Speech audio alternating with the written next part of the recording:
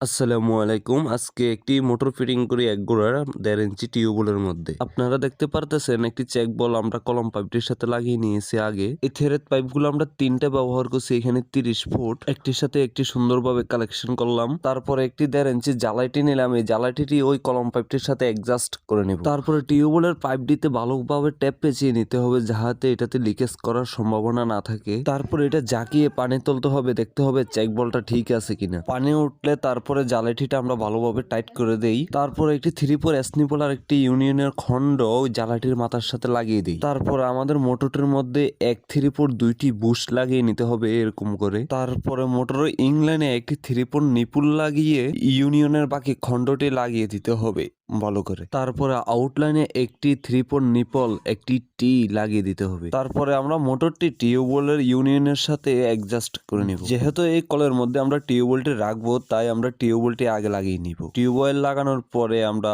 কারেন্টের লাইনটি মোটরের সাথে কালেকশন করে নিব ভালোভাবে। তারপর ওই টিটির মাথায় একটি নিপল লাগিয়ে নিব যেহেতু এটা লতা পাইপ দিয়ে দেওয়ালে পানি দেওয়ার জন্য মোটরটা লাগানো। সবশেষে আমরা মোটরটির মধ্যে পানি প্রবেশ করাবো পানি তোলার জন্য। আলহামদুলিল্লাহ মোটর ফিটিং করা কমপ্লিট। এখন দেখেন মাশাআল্লাহ কি সুন্দর পানি উঠতেছে। ভিডিওটা ভালো লাগলে লাইক করুন এবং শেয়ার করে অন্যজনকে দেখার সুযোগ করে দিন এবং আমাদের আইডিটা ফলো করে রাখেন ইলেকট্রিক এবং প্লাম্বিং এর ভিডিও দেখার জন্য।